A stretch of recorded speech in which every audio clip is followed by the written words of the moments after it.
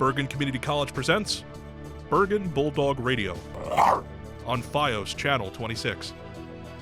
The views and opinions expressed in this program are those of the participants and do not necessarily reflect the views or positions of Bergen Community College.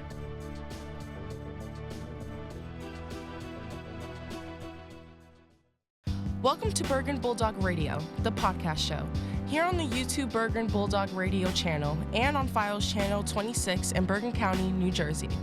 The Bergen Bulldog podcast show is a weekly compilation produced by the students of the podcasting class on the Paramus campus of Bergen Community College. Each week, we will feature several podcasts created and produced by Bulldog Radio students. The topics vary, and we hope you will find them informative and entertaining. This week's program features the final episodes for the fall 2025 semester here at BCC, the weekly drop, and an eye for an eye. So let's get on with the show. Hello, everybody, and welcome to the final episode of the weekly drop. I'm your amazing host, Matthew Rivera, of course, and for today's episode, it's going to be a long one. Get your snacks ready because be prepared for my personal top 10 video games of all time. So, also, I'm going to be honest, I was going to do a top 5, but as I was like brainstorming my top 10, because who has their top 5, just on deck, I was like, dang, I think there's too much games. So I got mixed up, but I just decided to extend it to 10 because there's too much games that I love. So before we get into the games, let me break down how I decided each game for a category. So one is the fun, my personal fun for the time that I played it. So because each game, they're all objectively good, I would say. Some are objectively good in each different ways, but I'm breaking it down from my own. I don't care other people's opinions about it. Just if I like what each game brings to the table. The nostalgia in the game, because some of these games are definitely older than others. So I'm trying to be unbiased with the nostalgia because that's not really fair. Because I could have, let's say I played a game 15 years ago. I have nostalgia moments of it. I play it again today and it's trash. Taking that into account, not trying to be biased with that. And story, if the game has a story that actually matters to the game, I'm not gonna lie, some games I'm not playing it for the story. Who's playing Fortnite for a story? Come on. But if it has a story, I'm gonna take that into account. If it doesn't, I really don't care just how much I like it and the time played. Because some of these games I have dozens of hours in, and some of them don't have as much. I definitely have a good amount. I don't have as much, but it's the fact that it's still on the list, even though it was way less hours than other games. That's how much I had fun with it. But and also special memories, because if a game can give me special memories, it's a pretty good game. Hey. But anyways, let's just get right into it, shall we? So, starting at number 10, we got Legend of Zelda: Tears of the Kingdom. So, this game came out in 2023, and it's a sequel from Legend of Zelda: Breath of the Wild, which is also an amazing game. I was gonna put both of them in one category. That's kind of unfair because they're both two different games. I can't do that. But the Zelda series they have mad installments. This is my favorite one. I'm not gonna lie, I haven't played anything from before Breath of the Wild, and yeah, so I can't even say that, this is the best game. I have no idea, but this game is amazing. I'm not gonna lie. The graphics for a Nintendo Switch game, the graphics are really good actually. The frame rate's not bad, even though it's on a Nintendo Switch, and it's not the Switch 2 either. So it's the first Switch, and the frame rate's not even that bad. The gameplay, there is so much things you can do in this game. That it's so creative. You can be so creative, have so much weird, funny moments. I remember watching funny moments of the game, and I was like, yo, I want to try this, because you can actually do so much things. They give you so much tools in the game to have fun and do different things your way. It's the accessibility in game is actually so fun. And the story, remember, story is taking into account for these games. The story is actually really good in my opinion. I'm not gonna lie, I don't remember a lot from not too much from Breath of the Wild, because there was a decent gap between Breath of the Wild and this game. and I don't know nothing from the other games, but I liked the story a lot in this game, and it honestly it got me emotional sometimes. I'm not gonna lie, it was pretty good in my opinion. But that is number 10. Oh yeah, also the music's amazing. I forgot to mention that. But number 9, we got Overwatch 1 and 2. I'm counting both of them because you can't even play Overwatch 1 anymore. They just combined it into 2. But anyways, this game probably like in its prime, probably one of the best like team shooters ever made. Because there's like first person shooters, and then you have arena fighters like characters where you pick your characters. This is probably one of the best of all time. In Overwatch 2, it is a 5v5. In Overwatch 1, it was a 6v6. And I had so much fun on both games. I have mad hours on both games. And Overwatch 1 actually came out in 2016 and won Game of the Year. That's how good it was. First person shooters never win Game of the Year. So that's that's saying something if it was able to win Game of the Year. Overwatch 2, not gonna lie, they've had some really, really, really, really, really rocky moments. And I haven't been playing for like a year and a half. I'm not gonna lie, but it's still on the list because the time I was playing Overwatch 2 and 1, so it was so fun. I feel like weird if I didn't include it on this list. And just so you know, I have mad hours on this game. I think last time I checked, I had like 80 days played, which if you translate that, that's almost 2,000 hours. Yeah, so I'm not gonna lie, I'm pretty experienced. I'm pretty good. I'll probably beat you at it if you try to fight me. Don't try it. Yeah, and it's free. The first game, Overwatch 1, came out almost I think on the same day of my birthday, and I got it bought for me. I was so happy as a little kid. Overwatch 2, it was free. Yeah, so amazing game. I like it a lot. But let's move on to number 8. We got Black Ops 3. Call of Duty Black Ops 3, sorry. And this game, not even nostalgia, because this game, I'm not gonna lie, this is probably one of the older games on my list. This game came out in 2015. I was about, how old was I? I was about 10 years old, about 9, 10 years old. I did not play it that much when I first got it. I'm not gonna lie. I played it more in my teens because I revisited it and I was like, man, wait, this game is actually fire. Because I was like getting into Call of Duties in my teens, so I was just playing more games and I saw Black Ops 3, so I got into it, and it is so fun. Like, I'm not gonna lie. So there's multiplayer because it's a Call of Duty game. Multiplayer, which is just like against other people online. There's zombies, my favorite game mode, and campaign, which is like story mode. I know I'm saying I'm taking story into account for these games. I'm exempting it from Black Ops 3. Black Ops 3 probably has the worst story in any Call of Duty game ever made, maybe except for the newest one that just came out. Cause, oh my god, I don't even know what was happening in this story. I'm not even joking. I'm actually lost, like for real. But the multiplayer was amazing in my opinion, cause they were doing during this time they were like in the middle of doing like futuristic Call of Duties with jetpacks and stuff. This game got it perfect.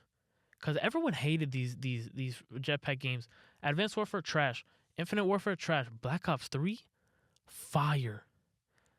Still, people were a little mixed about it because they were tired of seeing it, but it was still so fun to play. And then the zombies. Don't even get me started on the zombies. The zombies is fire.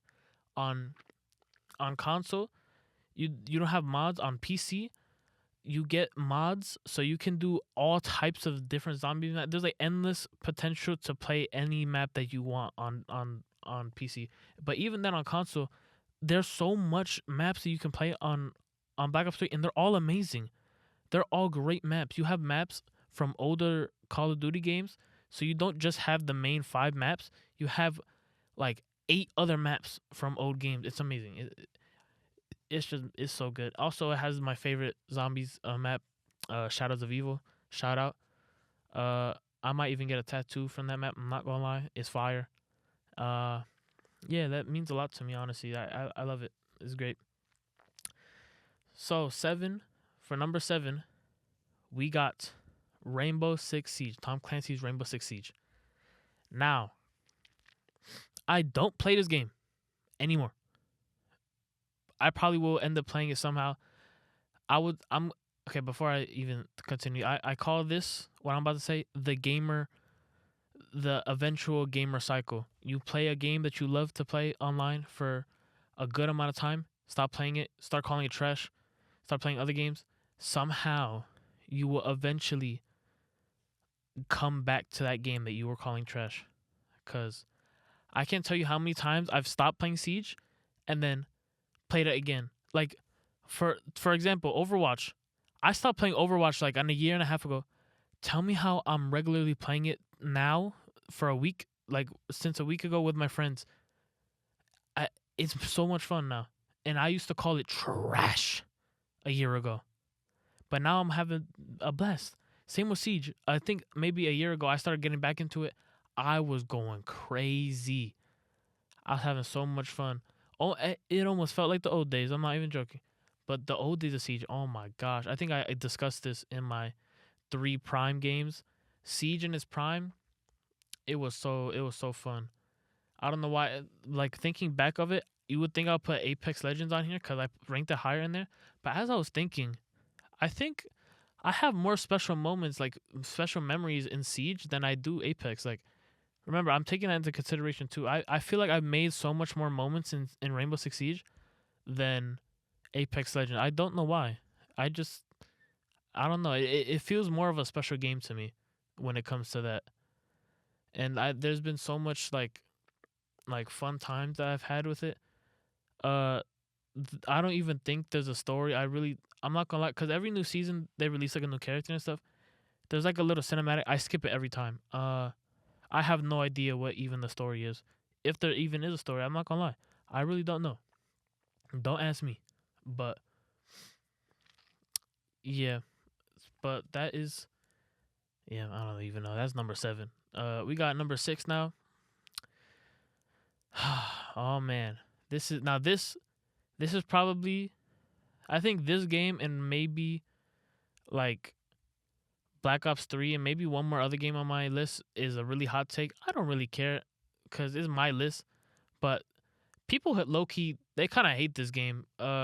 Destiny 1 and 2.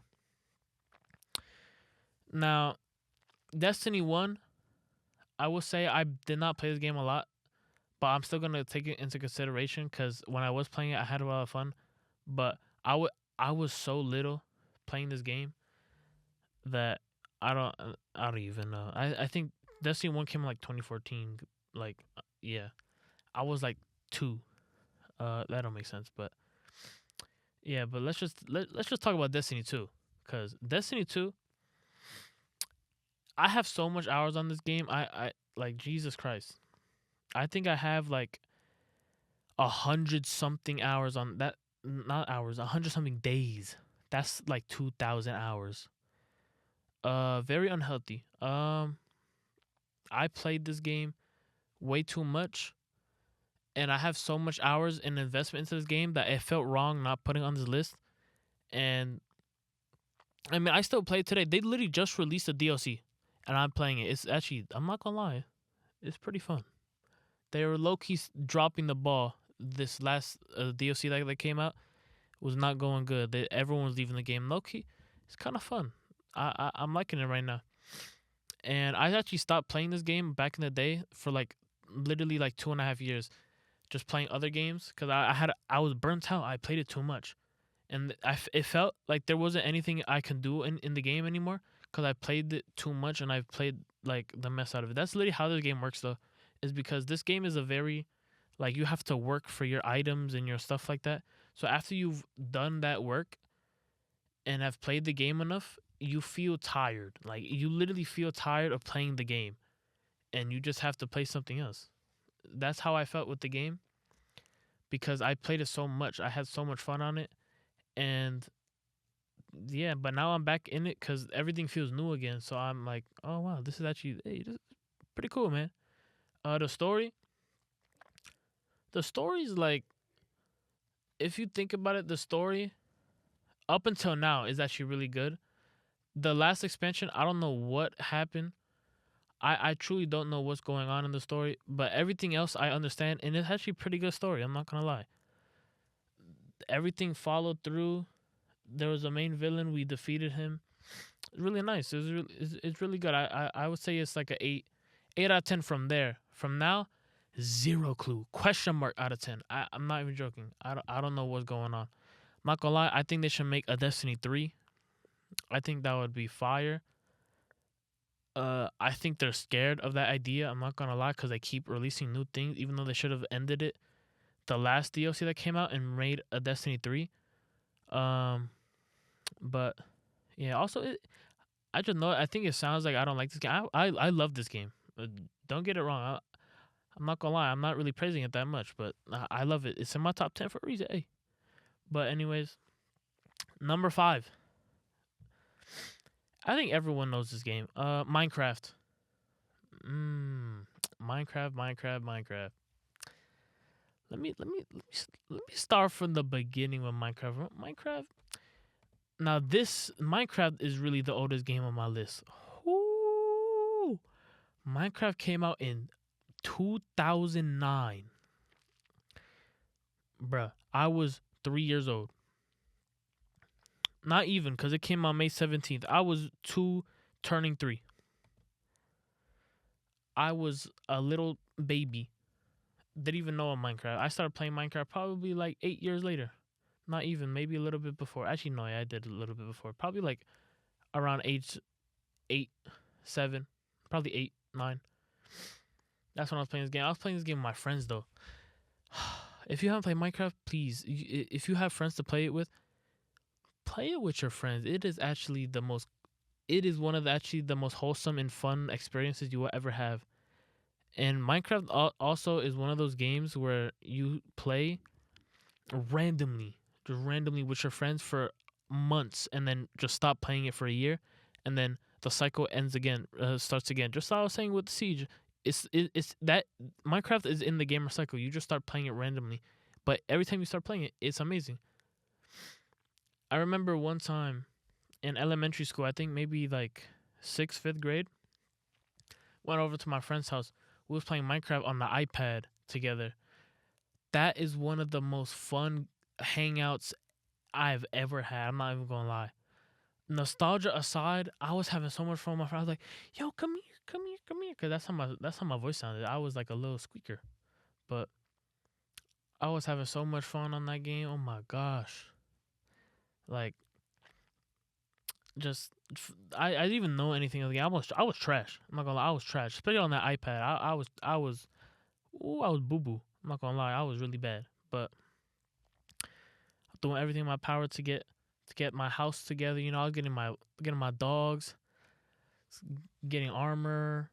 Just, I don't know. It was so fun. And that the most recent time I played with my friends, playing it on the keyboard and mouse. You know, I grew up a little bit. You know, but it was really fun.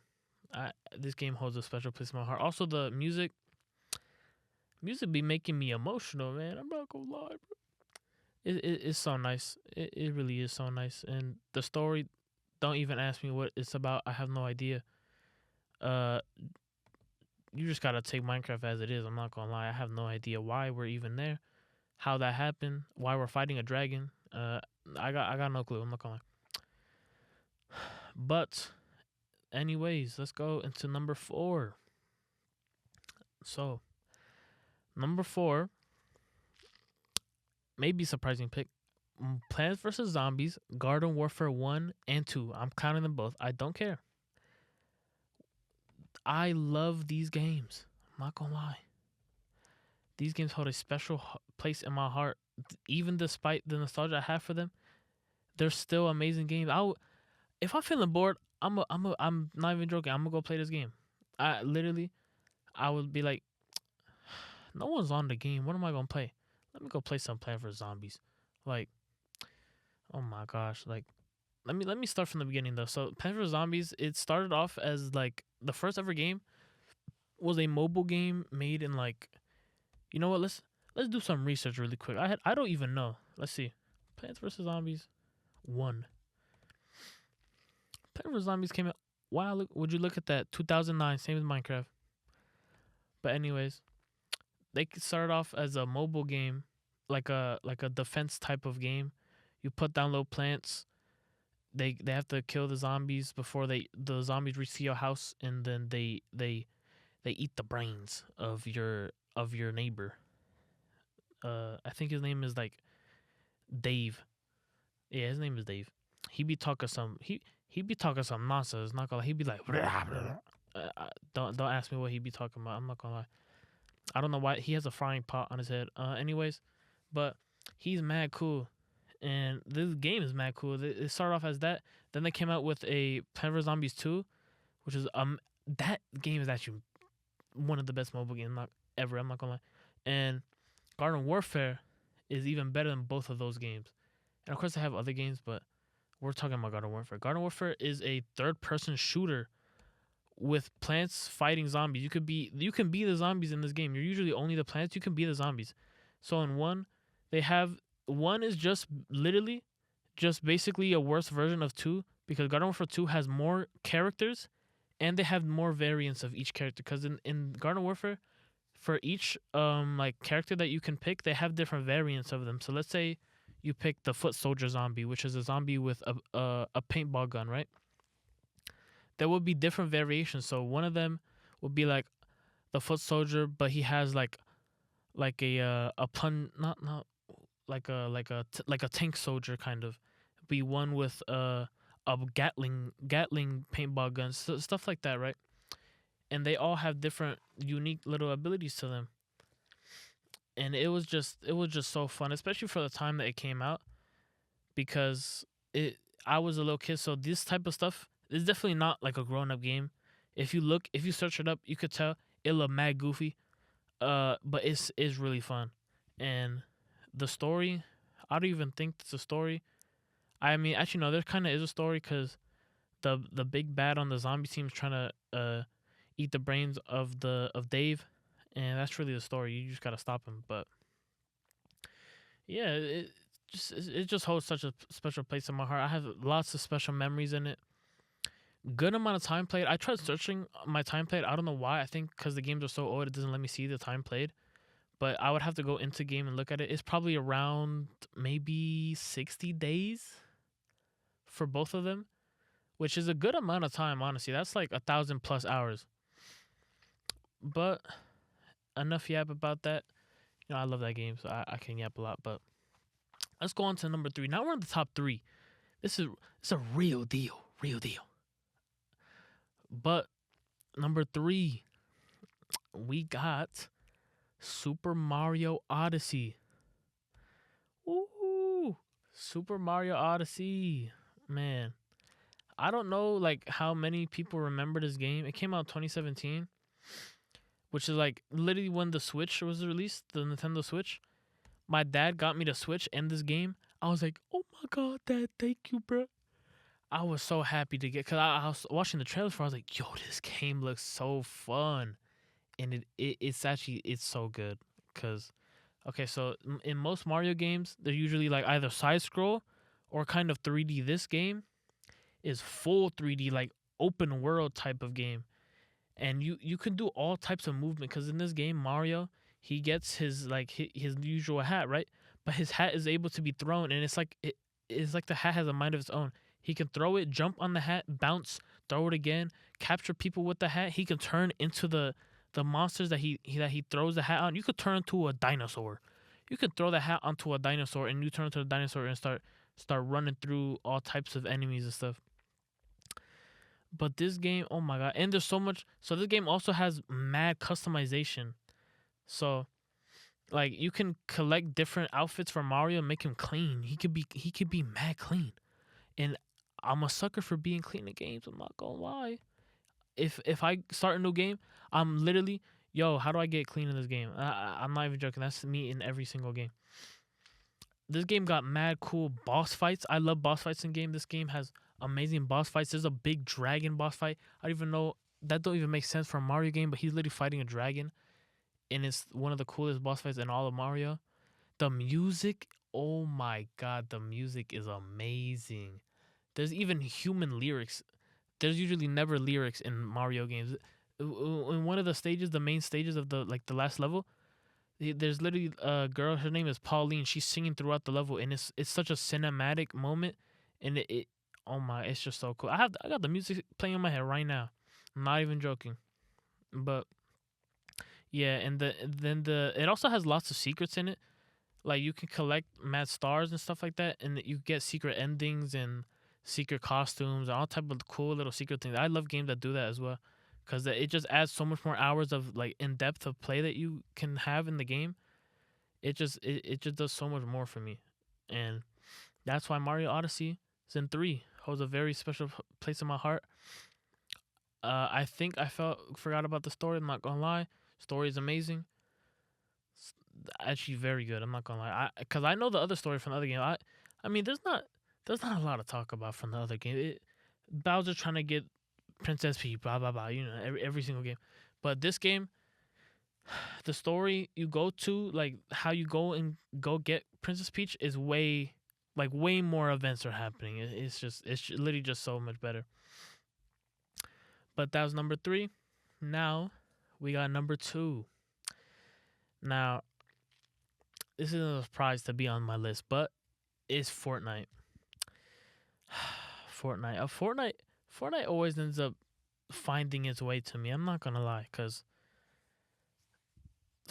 that Prime run, it can't be beat. Remember in my last podcast, not last podcast, one of my other podcasts, I think the first one, it's literally saying Prime Fortnite is the best online game ever.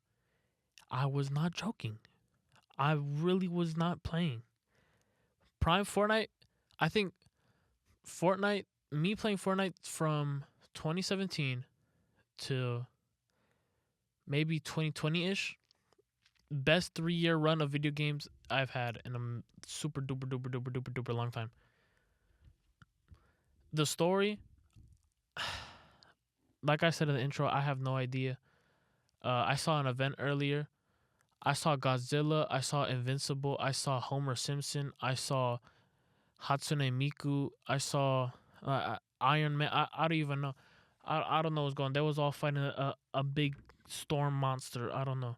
But Fortnite is just, I think that's like an all-time classic game for like the time that it was good. Right now, I haven't played Fortnite like a year and a half, and I don't think I will probably play it like seriously again, just cause Fortnite has such like a steep learning curve that I don't want to get back into it, because it's too hard for me to try and learn everything back again, because everyone's so nice at that game now. Like everyone knows how to build and everything. Blah, blah, blah. I feel like an old head playing the game now. I can't do it. But when I was Prime, hey, I was nice. You can't touch me, bro. You can't face me in that game when I was nice. But nah, that Prime 4, I literally have pictures on my phone from like my first wins and stuff. I was so happy as a kid winning. Oh my god. And of course, this game has so much special memories for me that it had to have made the list. And I was placing, I was like, man, Fortnite. I thought it was mad fun. I was like, that's kind of funny how Fortnite's top 2 on my list, because I haven't played it in like seriously in like 3 years. But anyways, the big one, number one for me is Elden Ring. Elden Ring is my favorite game ever. So, Elden Ring came out in 2022. One game of the year, by the way, over crazy games like God of War Ragnarok, which also an amazing game. That game is fire. But Elden Ring, oh my god. Elden Ring is such a good game, man. Oh my god. There's so much. The world of Elden. Okay, let me tell you how I got into Elden Ring. I didn't even know that the game came out. I was on TikTok and I saw a clip. I was like, "Yo, what game is that? That look fire!" It was Elden Ring. So I looked at it. I was like, "Yo, hold on! I actually really want to play it." Once I was like, "Man, let me buy the game," because I had some money saved up from Christmas and stuff like that. I bought it. and that was the best purchase I ever made in my life. I'm not gonna lie. My bad. The amount of time I had on this game, oh my god! I think I I don't even have that much time played compared to other games, and that's how good it is. I think I have like maybe 55 days played on it, which is still a lot. Like that's 1,000+ hours. But I have like, cause you can do so you can do playthroughs in this game. You get like a character, you make your own character, and you can play through the whole story. And then after you're done with the story, you can like, what's it called?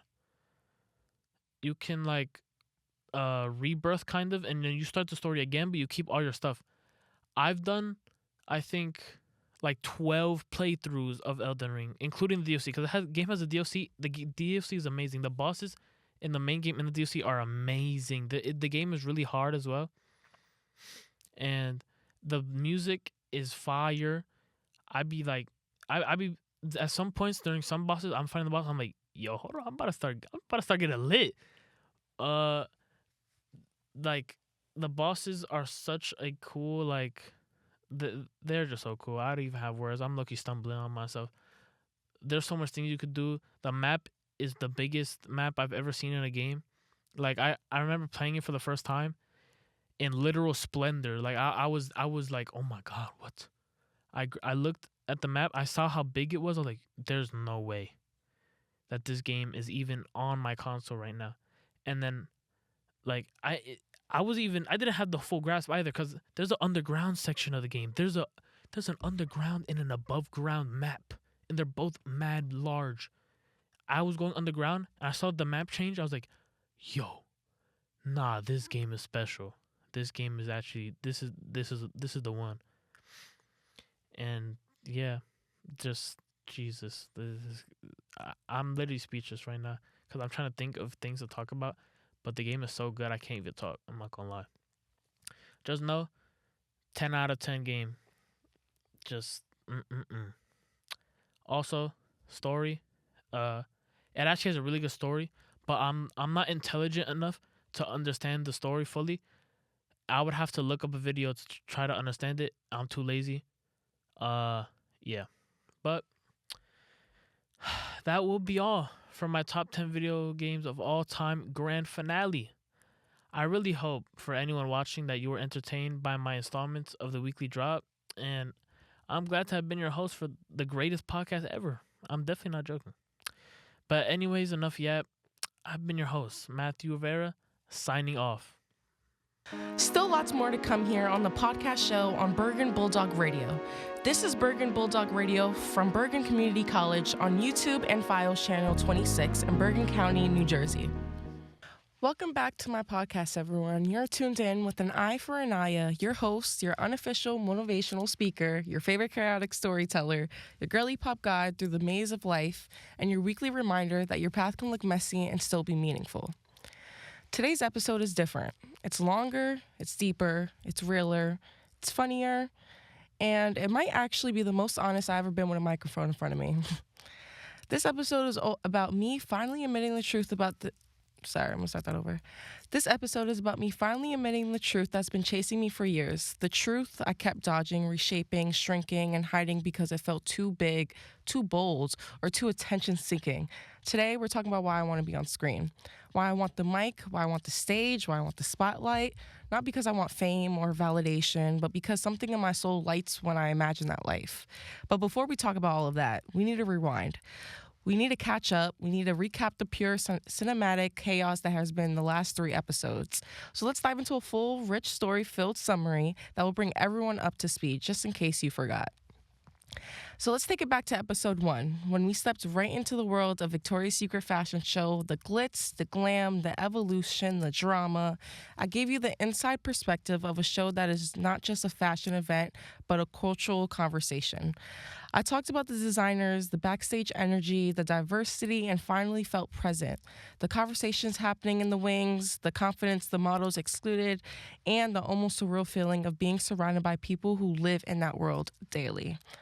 I described the one-way like it was a dreamland, wings that shimmered under the lights, garments that looked like art installations, music vibrating through the room, cameras flashing like fireworks, and a room full of people who were all pretending to be calm, but absolutely were not.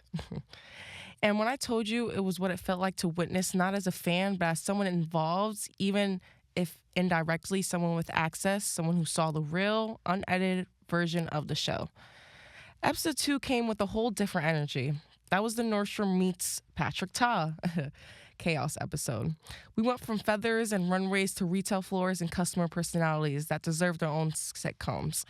Working at Nordstrom was where I learned that communication isn't just something I'm good at, it's something I thrive on. I talked about the customers who walked in like they owned the store and the ones who walked in like they were afraid to touch anything.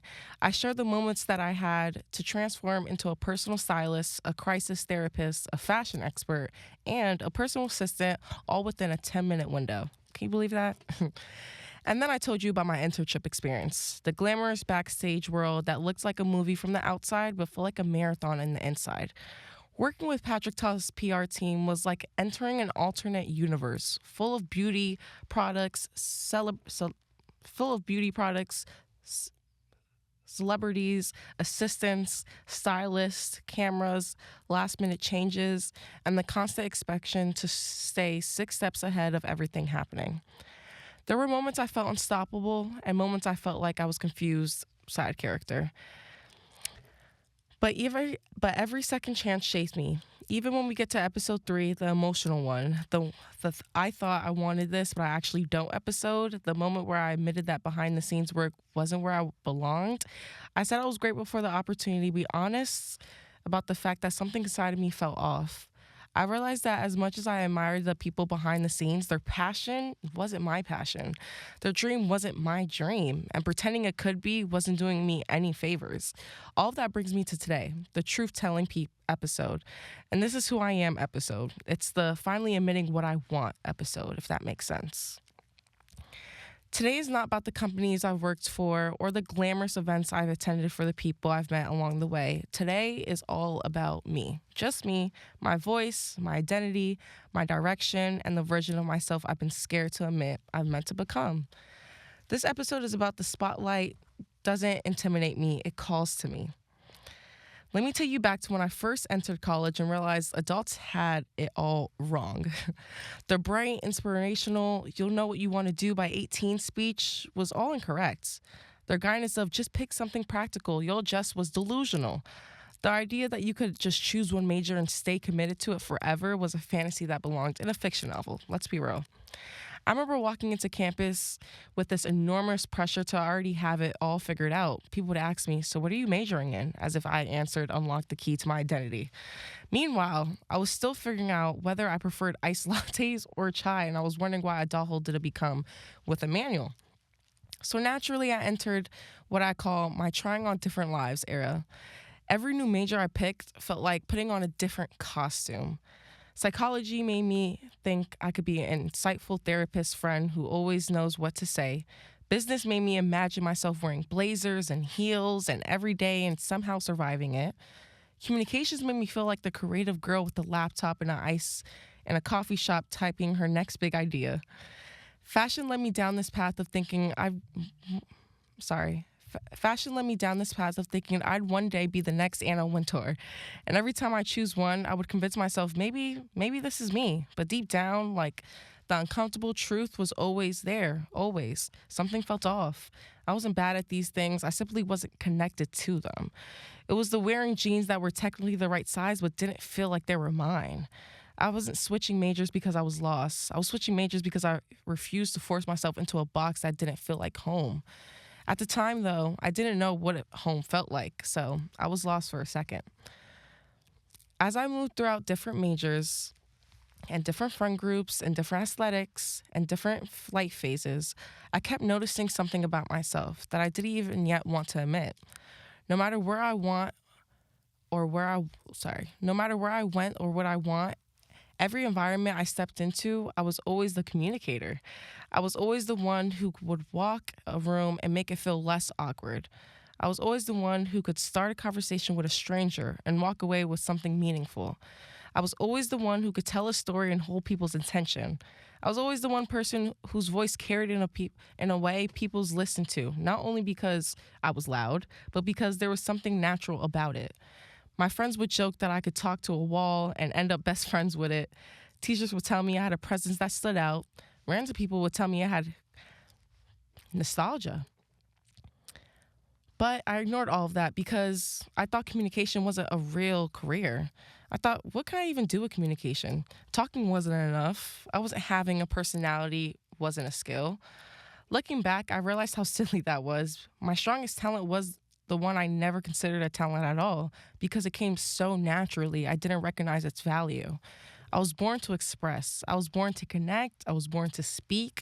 I just wasn't ready to admit that being seen was part of my identity. Then came Nordstrom, the unexpected plot twist, okay?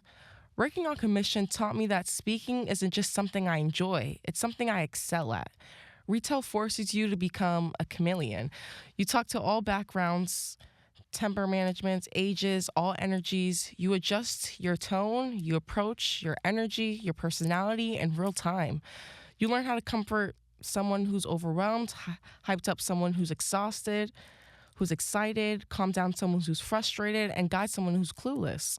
I never realized how powerful communication could be until I saw how my words could change someone's entire shopping experience. I can make people laugh, make them feel understood, make them trust me, and make them feel seen, the most important part. And that's when it clicked. Talking isn't something I do, it's something I do well, in my opinion. Retail wasn't the life training. Retail was like life training disguised as customer service.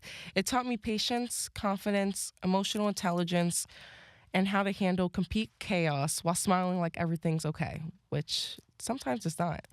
But most importantly, it showed me that connecting with people is what I'm meant to do.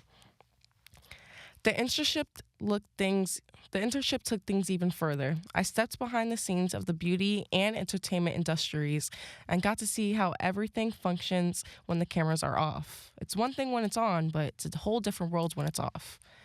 I've got thrown into a world of production, organization, scheduling, planning, shooting, editing, managing, and supporting. And what I've learned shocked me.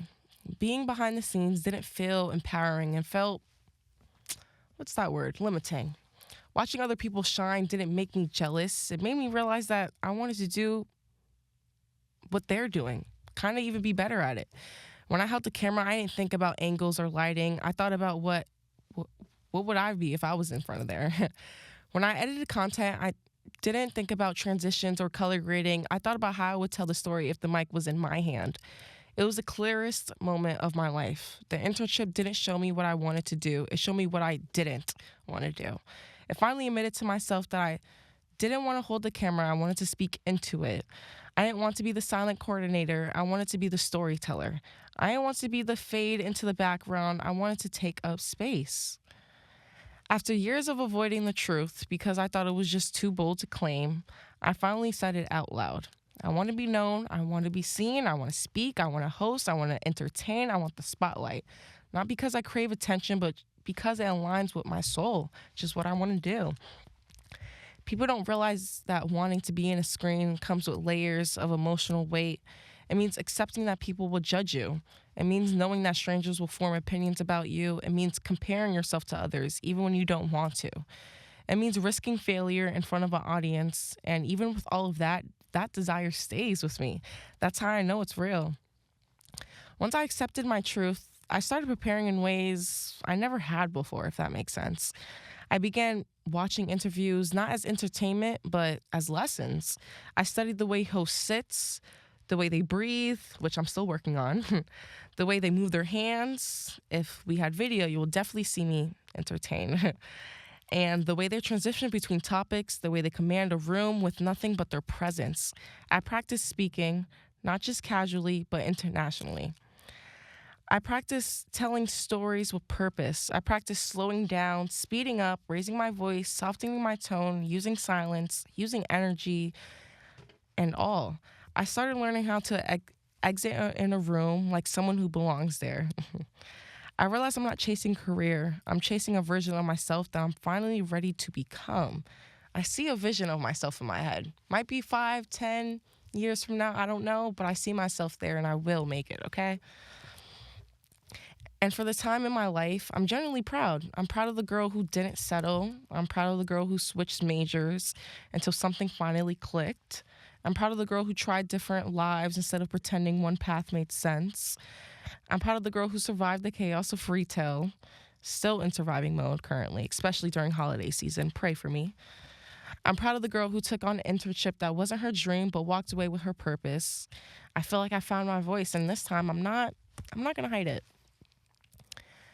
I used to think wanting the spotlight meant I was shallow or self-centered, but now I realize that wanting to be seen isn't a flaw. It's a calling, no? When I think about my future, I don't imagine myself quietly working behind the scenes. I imagine lights, cameras, interviews, conversations that matter, stories that move people, and moments that where I get to be a voice for something bigger than myself, okay? I imagine walking into a studio feeling like exactly where I'm supposed to be. I imagine speaking into a camera and knowing that someone out there, someone is listening because my words resonate with them. I imagine building a platform not for fame, but for impact.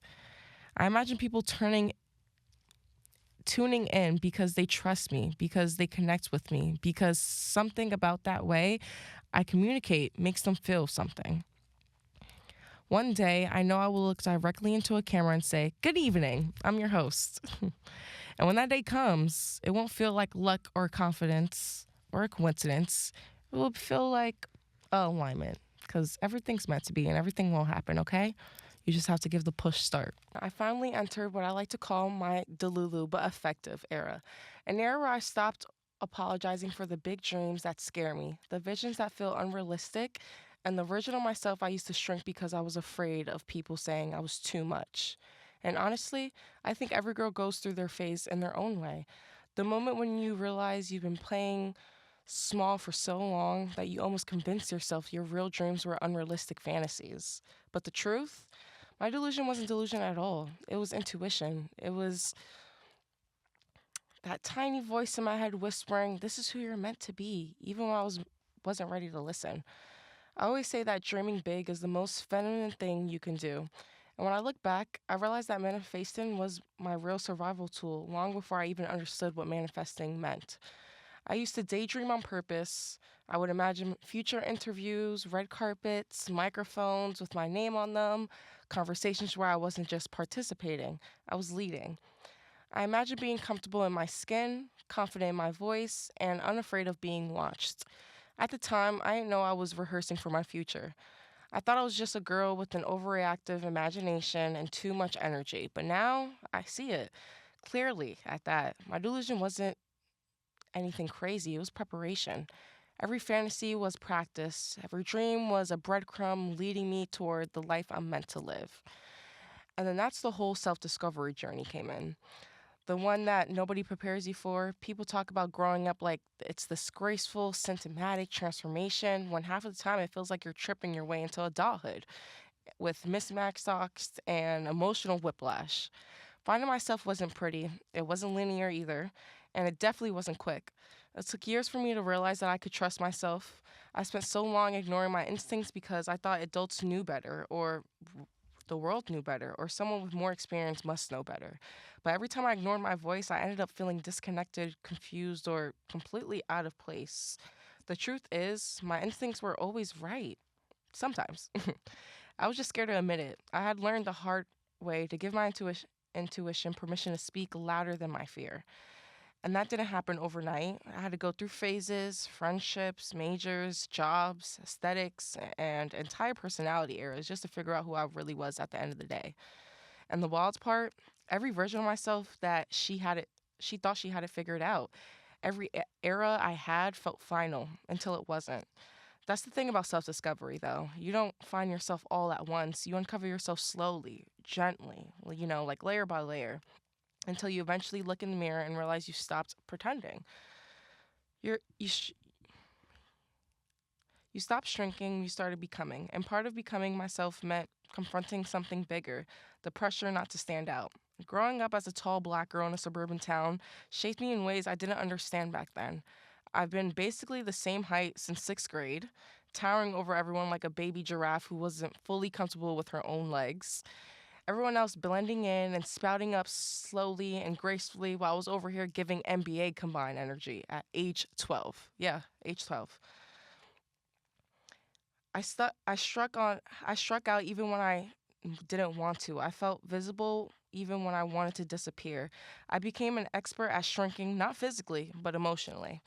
I learned how to soften my voice, how to laugh quietly, how to take smaller steps, how to fold myself into corners so I didn't take up too much space.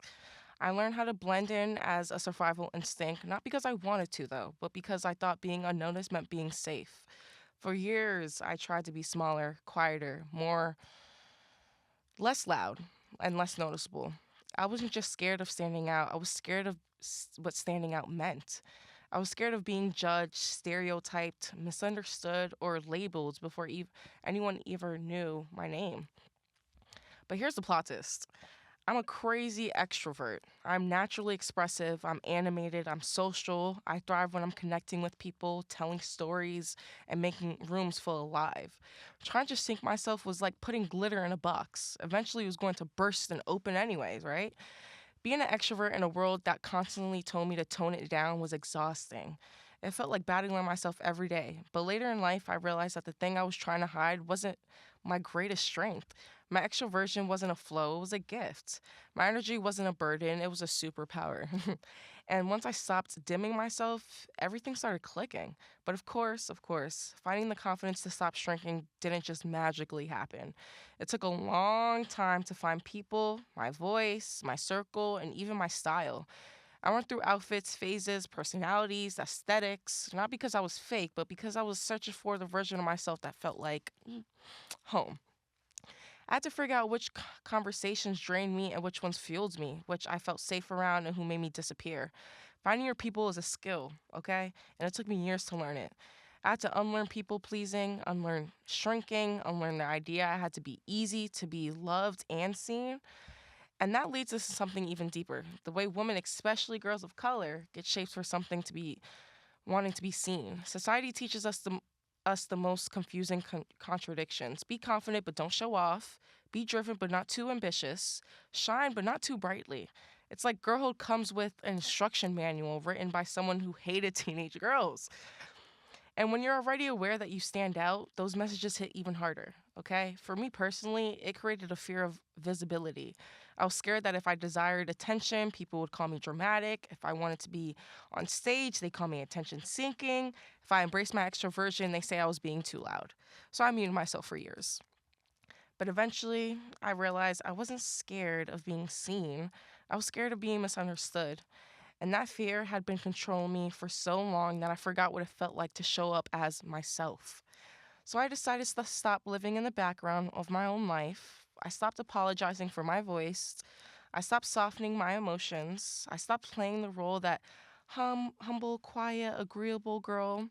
I realized that wanting to take up space is not a sin, it's a right. Hello. And speaking of my voice, I've had a crazy journey with it. I used to be so aware of how loud it could get or how expressive it was. I used to tone it down so I didn't come off intimidating or too much. But now I see my voice as a tool, literally and metaphorically, okay? The way I speak is not accidental. My voice carries naturally. It invites people in, it holds attention personally. It tells the story in a way that makes people want to listen, right? And that is not something I take lightly anymore. My voice is a part of my gifts. And it's the bridge between me and the world. It's the thing that makes people say, wow, you should be on camera. It's the thing that opens doors, if that makes sense. There's also a softer side of my voice, the emotional one. I spent so much of my life being the communicator, the listener, the people everyone vent to. I've always been the strong friend, the girl who people go to advice, the people who makes the people that make spaces feel warm. And because of that, I rarely asked for help myself, always being a people helper and helping others, you barely forget to help yourself. Being a strong friend is beautiful, but it can also be isolating. It teaches you to mature quickly, to be resilient, to read the room, but it also teaches you to hide your struggles so no one else worries about you. I had to learn how to let people show up for me. That that vulnerability, don't is not weakness, and asking for help doesn't make me less strong. And then there's confidence, the thing everyone assumes you're born with. But confidence isn't something magically a trait that you just wake up with one day. It's built brick by brick. From every insecurity you ever had to overcome and trust, I've had a lot. I felt too tall, too seen, too different, too expressive, too extroverted, too badly to blend in. Like, it was too much. And yet, nothing about me was made for blending. I used to wish I could shrink, disguise myself, hide in the background, but one day, something switched. I don't know what day exactly, but it was one day, okay? I realized that every part of me I saw as too much was actually exactly what made me unforgettable. Confidence for me wasn't about suddenly loving everything about myself. It was about accepting myself enough to stop fighting who I was. Does that make sense? It was the moment I realized that standing out wasn't a punishment, it was a calling. My height, my presence, my voice, my energy, there's things weren't meant to be tucked away. They're meant to be used. They were meant to take up rooms. They're meant to hold conversations, brighter conversations, make deeper conversations. They were meant for the spotlight. And the funniest part, even after learning all of this, even after discovering my voice and my purpose and my people, I still had to overcome the biggest challenge of all, learning how to be myself around others without performing or pleasing. And guys, it's a hard thing for me just because I always try to blend my energy to whoever's energy that's in front of me, regardless of if I'm at work, if I'm with my friends, if I'm with my boyfriend, whichever. So I had to let go of friendship that minimized me. I had to open myself up to friendships that challenged and supported me. I had to learn what rooms I could thrive in and which rooms drained my spirit. Finding myself was not about creating a new identity, though. It was about returning to the person I was before fear, judgment, and comparison got in the way, okay? And honestly, when I reflect on everything I've been through, all the phases, the trial and error, the mistakes, the insecurities, the friendships I grew, the ones I cherished, the styles I tried on, like outfits, the careers I thought I wanted, I realized that becoming the woman I am today required patience, courage, and emotional growing points. And I'm still not done growing. I'm still not even in my prime yet. Nobody warns you about the messy part of finding your purpose, though. The exhaustion, the confusion, the moments where you think you made a mistake, the silent nights where you question everything, the fear that maybe you're choosing wrong, the jealousy you don't want to admit because you know it's rooted in admiration, the discomfort, or of stepping into something new. But that's the price of alignment. You have to lose who you're not to discover who you are. And now, standing here, speaking into this mic, owning my story, stepping into my calling, taking up all the space I feared, I'm proud. Proud of the girl who felt too tall, too different, too loud, and too noticeable. Proud of the girl who tried to shrink herself but couldn't because her purpose was louder than her fear. Proud of the extrovert who was once pretended to be introverted just to blend in, okay? Proud of the communicator who finally realized her voice was a gift. Proud of the young woman who fought her insecurities until she became confident. Everything I used to hide is now the foundation of who I am becoming. And that's why the spotlight doesn't intimidate me anymore. It feels like home, like I said. And that brings us to the end of today's extended, deeply personal episode. If you made it this far, thank you for listening, thank you for believing in me, and thank you for letting me speak my truth. And thank you for being here as I begin stepping into the person I've always wanted to be. Thank you for tuning in as well. The podcast show here on Bergen Bulldog Radio was engineered and edited by Megan Alvarez. Our Bulldog mascot is Jameson. The next episodes will air sometime during the spring semester 2026. The executive producer of Bergen Bulldog Radio is the Professor Robert Williams. Thank you for listening and supporting us this semester. Happy New Year, thanks again for joining us, and we will see you next time on Bergen Bulldog Radio.